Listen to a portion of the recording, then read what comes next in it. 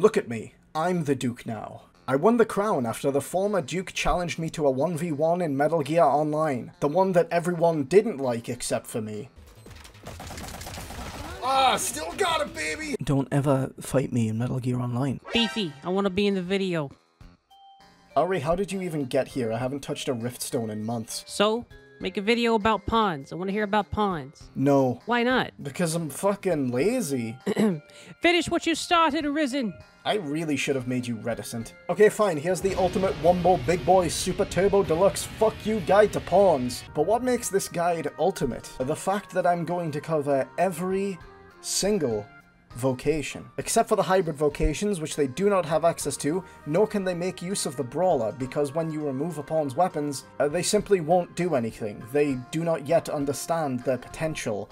But just wait until Dragon's Dogma 2, mark my words. So we'll be covering the 6 vocations a pawn can utilize. And to kick things off, forward! The fiery fortitude of the fighter never falters. Yes, I'm going to do this for every single one. A quick little note here, if you're looking for specifics on what each skill does, take a look at my vocation guides to get an idea. For the sake of this video, I'm gonna just assume you're already familiar, and rather than covering every individual skill, I'll go over which ones seem most useful or worth considering and explain why. So to start off with sword skills, a fighter pawn has access to Burst Strike, simple and effective. Great for allowing your pawn to cover distance and engage enemies immediately. Antler Toss is a great skill, but a pawn may not make particularly great use of it. Hindsight Sweep is absolutely worth considering for the evasive utility and the very hefty damage it can feasibly deal. Full Moon Slash is of course fantastic as an AoE option, but so too is Dragon's Maw, pick your poison. Recommended shield skills would be Shield Summons and Launchboard for utility, along with perhaps Sheltered Spike for an extra bit of safe offense. For augments, I'd recommend stuff along the lines of Vehemence, anything that raises strength. Avoid Prescience, because although it's very useful for Arisen,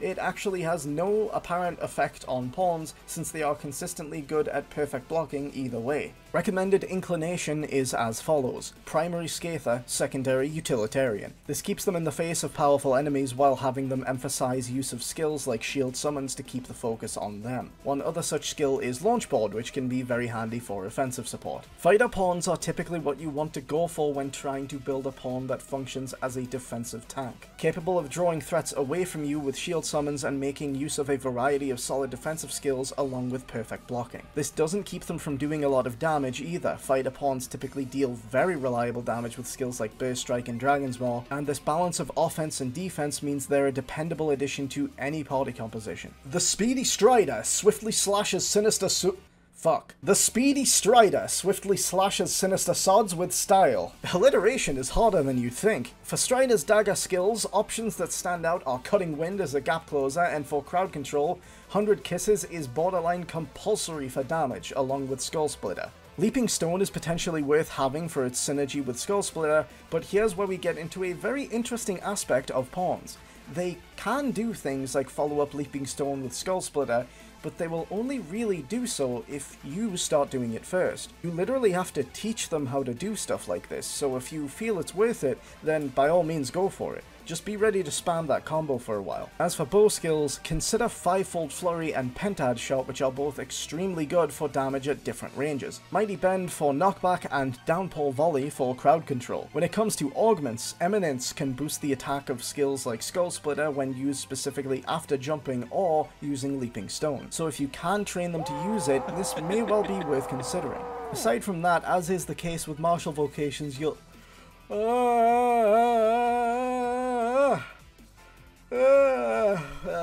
want to focus boosts to strength and potentially anything that will help with archery too, along with stuff like arm strength for the utility that can provide. For inclination, I'd recommend primary challenger, secondary mitigator. This encourages them to pick off weaker targets along with ranged threats to keep the team from being overwhelmed, much like my rapidly declining mental health. This is a joke, I'm okay, probably. Anyway, please laugh. Strider pawns are an exceedingly good choice for dealing direct damage. If your party setup needs some extra oomph to offense, you really can't go wrong with a good Strider, especially given how they can cover several ranges immediately and have access to several skills that are excellent for dealing whopping bursts of damage.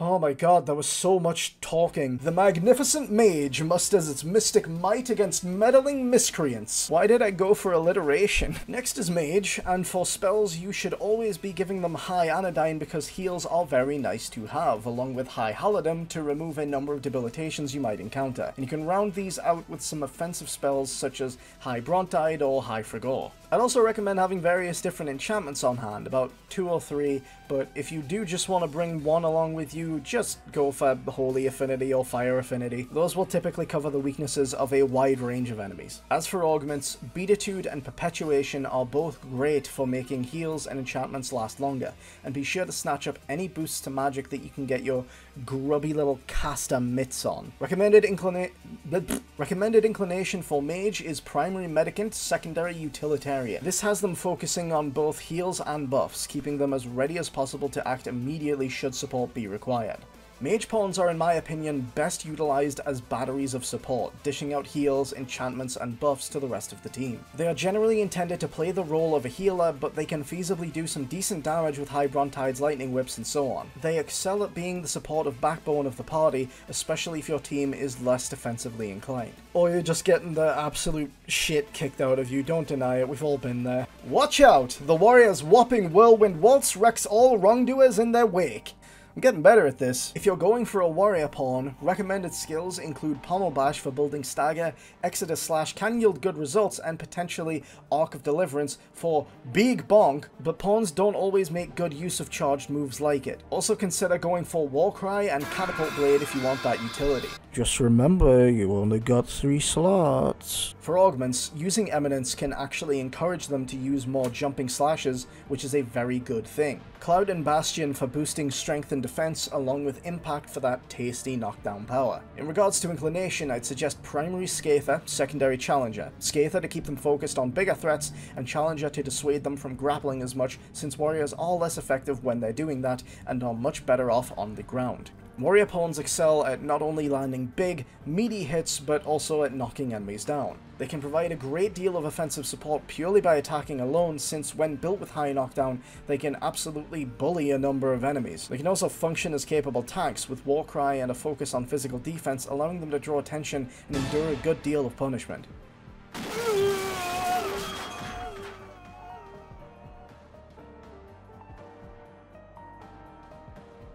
Ranger's relentless rodeo rapidly ravages any rapscallion. Radiance! Recommended dagger skills for such a ranger pawn include the classic Cutting Wind and 100 Kisses. Unfortunately, they don't have much to choose from. Advanced Trigger is just a generally bad skill, and pawns don't seem to make very good use of instant resets, so all I can think to recommend for your 3rd slot is Dazzle Blast, which isn't the most spectacular option, but much like my thumbnails, it's definitely something. For bow skills, Tenfold Flurry and Endicad Shot are important staples, but since a pawn typically won't make proper use of Endicad, you're much better served by opting for Tenfold. Comet Shot and Deathly Arrow are good options for knockback, and Spiral Arrow can be especially good at inflicting debilitations, especially when you pair it with the Morbidity augment. Speaking of, augments for a ranger pawn should include stuff like stability and precision, along with some boosts to strength, of course. For inclination, I'd suggest primary Challenger, secondary Mitigator, to have them pick off ranged threats immediately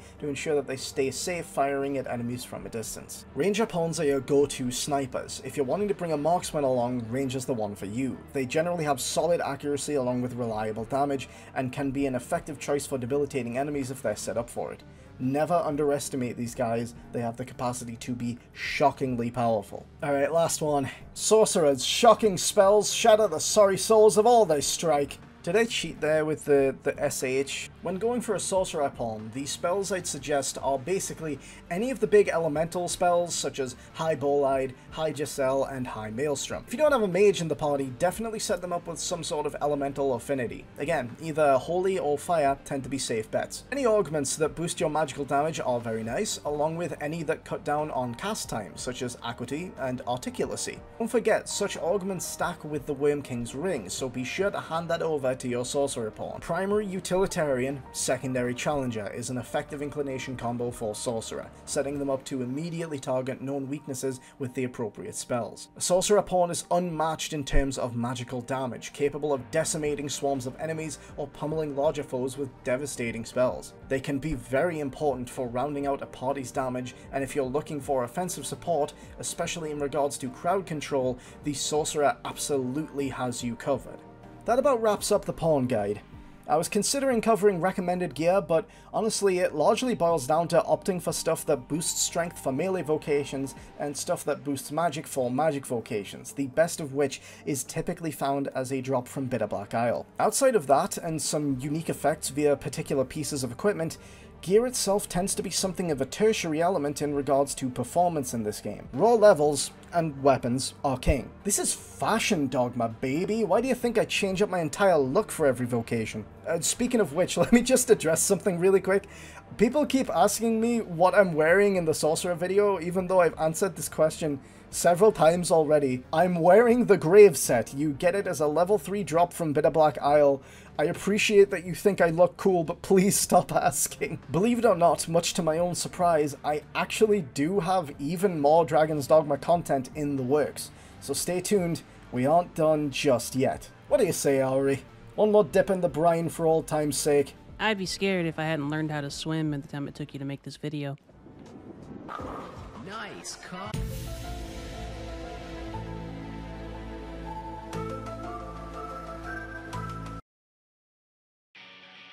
Thank you so much for watching. If you liked the video, be sure to subscribe, drop a like, and let me know your thoughts in the comments. You can join my Discord for updates and to hang out with the lovely members of the Thieves Guild. I can also be followed on Twitter, and if you'd like to support the channel, you can do so on Patreon, or simply donate directly via PayPal. Links can be found in the description below. Have a great day. I'll catch you next time.